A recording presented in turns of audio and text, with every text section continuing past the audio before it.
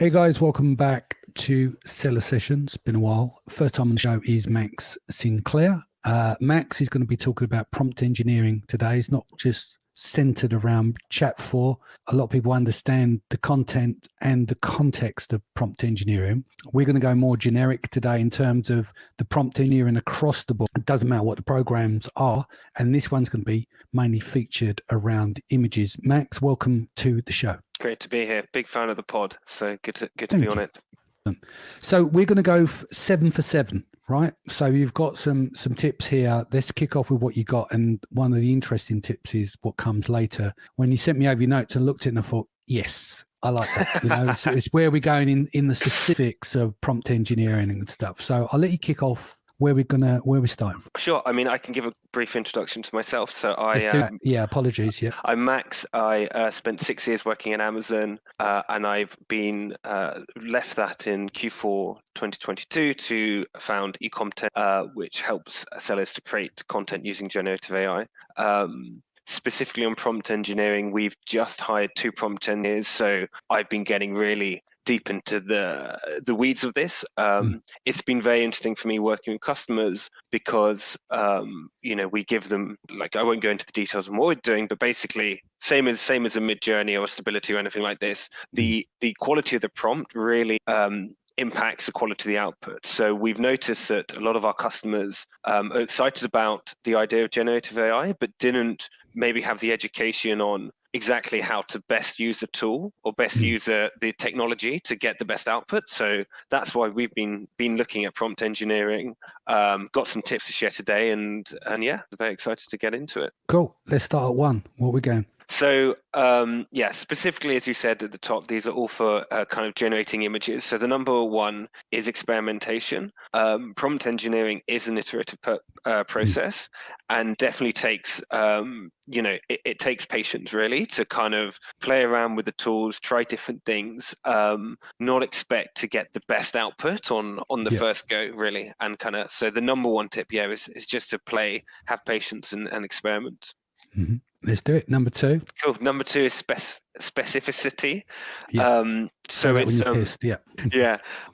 you should avoid using prompts that are too vague or general. You should you should try and be specific in articulating what you're trying to get with your prompt. Yeah. Number 3. Number 3 is conciseness. So you want to use prompts which are concise. You want to look at you don't want to do kind of too long and generic prompts. That can confuse the AI models. So like a sentence or 2, 3 maximum are really the best we've found. Yeah. And can we just explain now from your perspective the difference between being specific and concise? Concise is about language. So it's about using language which is, as I said, 3 sentences, 2 or 3 sentences, but things which are not like the opposite would be generic. So being specific. With specific, like this, I'd say is when conciseness is kind of like using.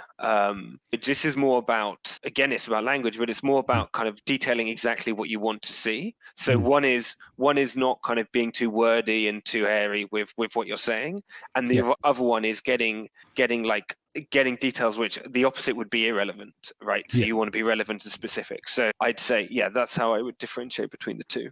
Yeah, almost like long form versus bullets. Exactly. So saying the same thing, but in a more concise manner. Yeah. Number 4.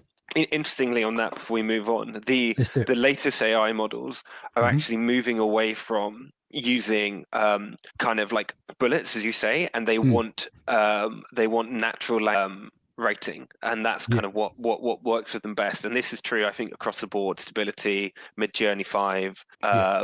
So I think being concise, but in a sentence rather than in kind of like random keywords. Yeah. I mean, because we're talking about images, sometimes bullets help if you want to turn it into a piece of content that is long form.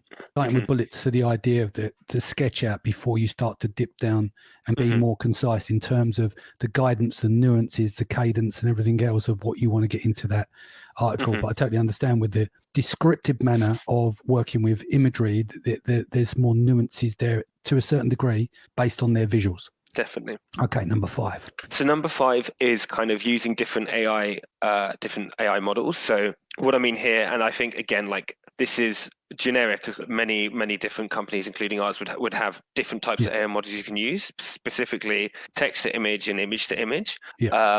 And we have, I've definitely encouraged our customers to kind of use text to image to kind of create a composition you like, and then use image to image to then like say, okay, I've got this composition that I really like, but I'm going to create like 20 variations or 200 variations. Maybe I'm going to change the color of the walls. I'm going to make it a night scene rather than day scene, but like the composition stays the same. So I think it's about not only using prompt engineering, but using those different AI models to kind of work between them and get like the perfect output with using both models. And number 5 now. I'm just trying to make sure I'm staying on top of the numbers. This is number 6. So there we go. 6, sorry.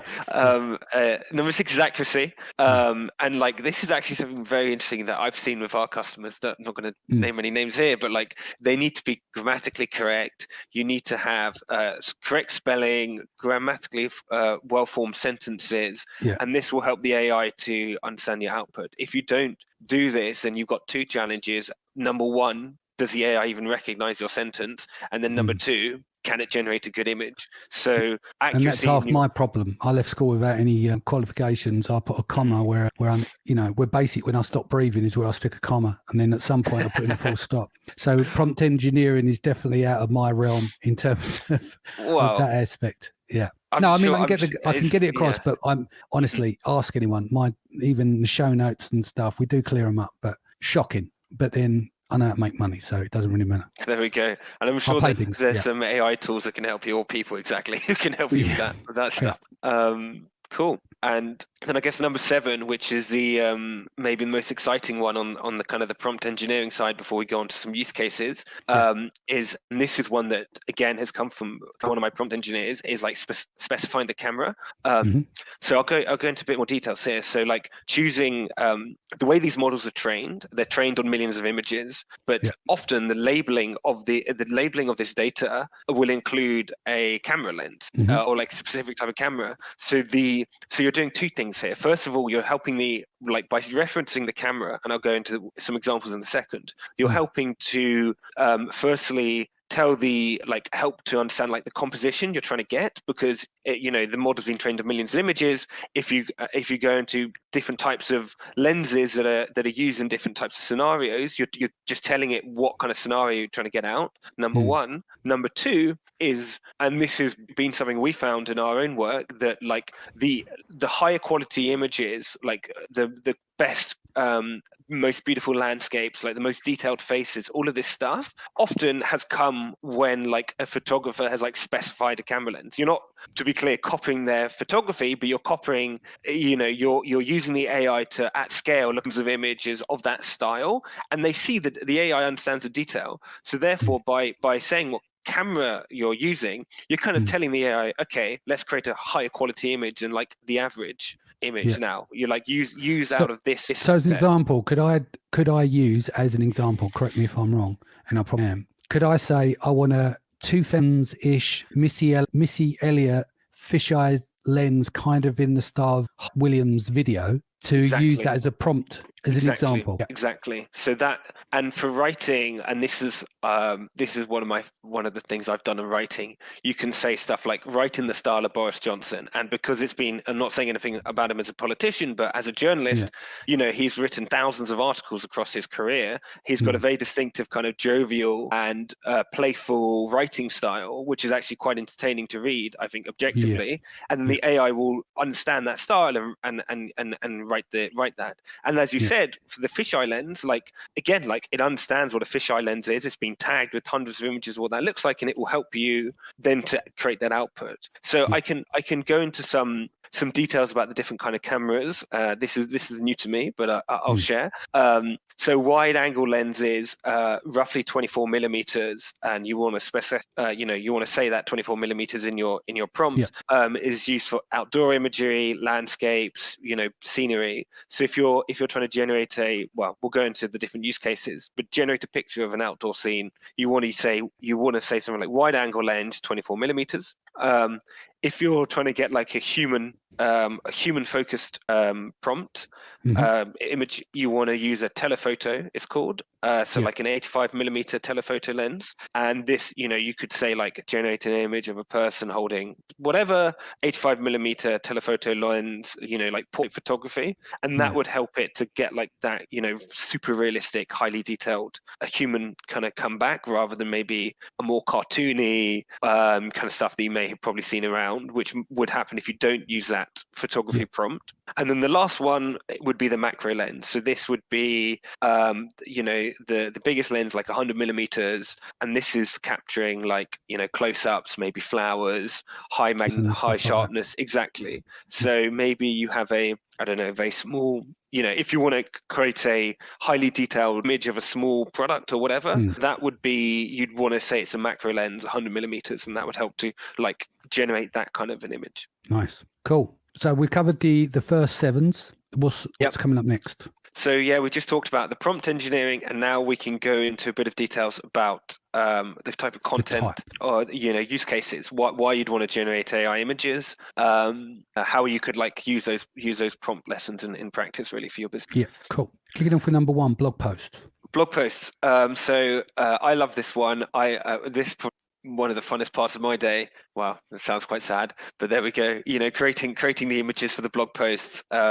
Everyone knows you want highly engaging images to try and help to get that click-through rate. So like blog posts is a great way. AI imagery is great for blog posting.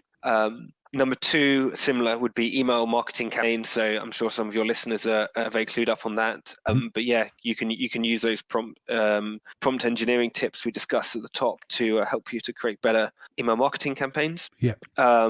The next one would be website graphics. So this would be banners, logos, icons. Our logo, for example, was we created with generative AI. As a generative AI company, it felt that it was the right, fitting to do. So there's plenty of logo AI startups out there that can help you do this, for free or next to nothing. So that's one way that we've used it. Packaging. So you could create the graphics or images for the on the packaging itself. We've had some customers ask us about this, so it seems like a use case the e-commerce sellers are definitely interested in. Number 5 is product inspiration. So one of my friends who is she sells like Indian wedding dresses, and not just wedding but like party dresses, this kind of stuff. She uses Midjourney to like create mood boards and inspire the like patterns and stuff that she then creates. So definitely product inspiration is a good one for this stuff. Number 6, I think, is quite a cool one, is products themselves. So I've come across someone who has created a AI generated book. All the images have been generated with AI, and actually the storyline was created on ChatGPT, and so the whole thing is an AI created product. But it's not just limited to. But I mean, you could also do colored books. Maybe you've seen on Midjourney, if you use a prompt like "bear by a lake," coloring book page, line art, then you'll get like a black and white kind of image that you can then put into a coloring book. But it's not just books, right? You can do this for t-shirts, mugs, phones, cases, anything with print, right? You can create the art really with generative AI, and I've seen examples of people kind of using these, creating t-shirts and dresses, literally with the images created on Midjourney or whoever, and then use that to actually make a physical product, which is really cool. And we're on the final one now. This is the last one, and this is lifestyle images. So this is what we are focused on doing on e-content, and you can use generative AI to put your product in any scenario with someone of any gender and ethnicity, and lifestyle images. And there's your listeners will definitely know, right? This is super important for conversion in A+ content and your additional image listing on your listing page. So lifestyle images. And also it's generally the greatest expense in terms of the product photography. Because whether it's props, location, hire for location props. Exactly. And so how do you get this more realistic than, we've seen some shocking lifestyle pictures, people with thumbs bent the other way in different directions of holding bottles and all sorts. How does the prompt engineering really get detailed there? How would you go, here is the product, say a 3D, a flat or a 3D render of a product example, how would you instigate that to have context, the correct kind of context, light shade, lighting, handling, etc., to bring out the best version that actually looks like a realistic lifestyle picture? It's a good question, and I think there's two pieces to this. There's number one is like these prompt engineering tips, and we went through them at the beginning, and like we've certainly discussed working with our customers that like better prompts lead to better output, no doubt. The second piece is actually the AI model itself. So like we're building it. Well, we have a privately trained model for e-commerce, and having a model that is like specifically built to create lifestyle images is better than open source. And like I'm a firm believer that like we're at the very beginning of this kind of generative AI explosion, but like the future will be private models. So like everyone's going to have a private model for their specific thing. Lawyers are going to have a private model for ChatGPT. It's going to be sitting with the Clifford Chances of the world, and they're going to put in the law case and outcomes. Like we've seen that GPT-4 can pass the bar to 90%. Great, but like you have a specific one built for law, it's going to be 100% or 99.9999%. So I think I think we're going to move to a world of private models, and I think that's the other part of the answer. But taking actionable insights that anyone can do. The prompt engineering is definitely one piece, one half of that puzzle. And as we said, like having a prompt which is like 2 or 3 sentences, experimenting around until you getting images that you like, switching between the types of AI model, text to image and image to image in that experimentation process, making sure your prompt is accurate, being concise in the language and specific to the outcome you want. And then as I said, like playing, making sure you have the right camera lens and camera type that you want this image to be taken on will definitely give you a much higher quality output than if you just put a generic man in a room prompt. If you went and did all of that, you definitely get a better output. Excellent. So what would you so if we were to summarize 3 key points from this show, what's the key takeaways? Okay, number one, I think like prompt engineering for me is going to be a very interesting industry. Like we're at the very start of these AI models, and I think people who've experimented with ChatGPT will already know that like as you get into it, as you learn more about it, go back and forth with it, you're getting it to become better outputs. I think these AI models are still a massive black box to everyone. Even the people who've built them, to be honest. Like if you I read the scientific paper of GPT-4, and like the kind of some of the stuff in there was absolutely wild. Like they're saying that it could potentially could take on a life of its own, and it could trick a human into doing things. And I'm not like that's literally in their scientific documentation. Point being, I'll be real with you. As amazing the times we're living in, it's a very real possibility.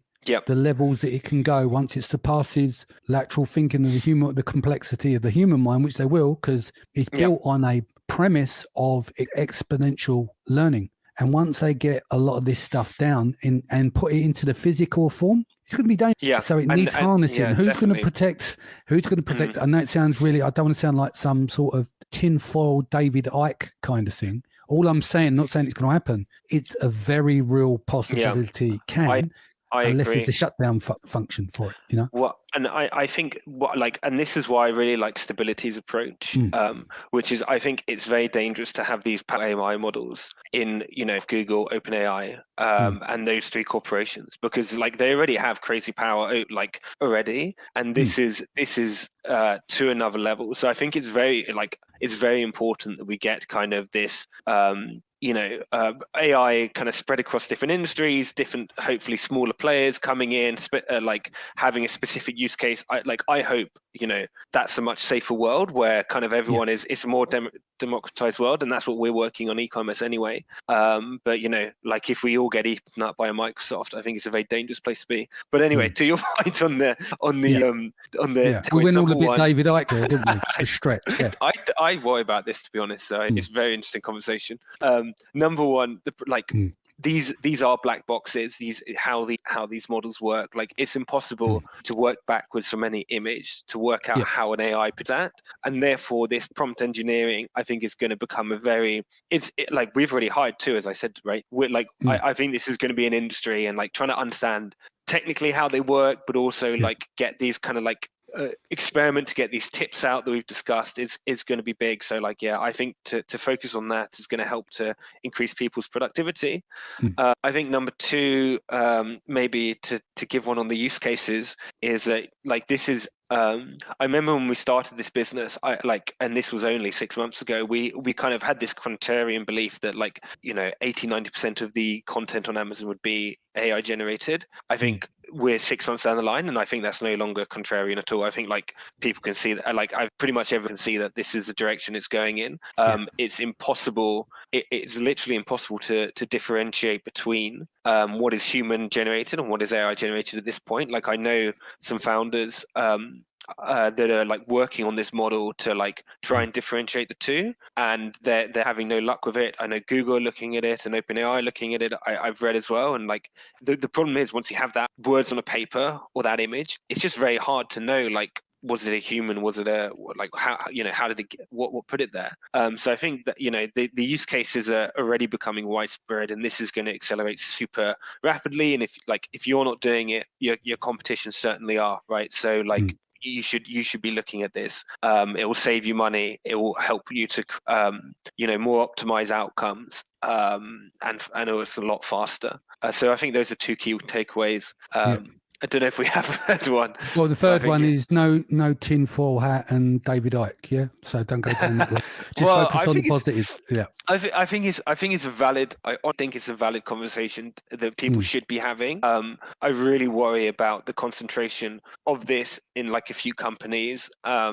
Definitely, and then just kind of, so it's definitely something. I think all have a moral obligation to have checks and balances. That's it, really, isn't it? It comes down to the individual, the company, and everything else. But you're letting foxes into the hen house to a certain degree. Yeah. So we don't know where it's going. Hopefully everything will be fine. But when Elon Musk is a bit worried, then I think, it's worth paying attention to say there's a consideration there of where things can go down the line. But I would say on the balance of probabilities, I think this has been fantastic for forward in terms of technology, productivity, helping creativity. And I think it ends up being limitless. If you're still in control of the machine, then you're limited by your imagination to a certain degree. And I think that can benefit if it's done, as I said, checks, balances, etc. And I just add on that, right? Like, I completely believe that technology is super powerful in improving everyone's, like, every day. And like, if you look at the jobs that people were doing 400 years ago compared to now, like, both of us are doing jobs which would be impossible to imagine because the technology didn't exist. And, we have super low unemployment. It's got a better life expectancy, education, everything. So like, I think technology is a force for good 100%. It's just that concentration bit that like I think on this particular technology, which should be a discussion. But other than that, no, I completely agree. I would say there's one thing that I've noticed, and COVID would show you of that as well, is that we've been more connected than we've ever been. Yes. Yet we're not connected. You think we're kids sitting next to each other on mobiles, messaging, the communication aspect. Do you see where I'm coming from? Yeah. We've never been so connected, but we've never had such disconnection. Like the communication path, on our phones around the dinner table and all those kind of habits. Not all, but most do. So that's what's really interesting, how you can be the most connected you've ever been, yet be the least connected on certain level. And that's going to accelerate as well. I think you're going to have like AI sending emails, AI responding to emails, humans kind of like, seeing stuff in their calendars has been put there because you trust your machine to like book you on the right podcast and whatever else. And, but you're right, like that. Yeah, it's interesting, definitely. Yeah, cool. Let's end it on a high note. So thank you for joining us today. What's the best way that people can reach you? And you're in beta at the moment, aren't you? You're full live now. Yeah. We're live, yeah. So we are ecomtent.ai. That's e-commerce and content put together. ECOTE.ai. Reach me there, or I'm on LinkedIn. Max Sinclair on LinkedIn is probably my most active social media. Cool. Thank you for joining us today, Max, as well. Guys, Seller Sessions is now sold out as of yesterday. But obviously, they're leading up to the event. It's 7 weeks out. We do get refunds here and there. So get yourself added to the wait list. You can drop me a message, or you just can keep an eye on Eventbrite. Sharon will be up next late in the week. Next week, I'll be back to normal, 1 to 2 shows minimum a week. And we'll be dropping soon the rest of the A9 series. Take care of yourself and your family. And I look forward to seeing you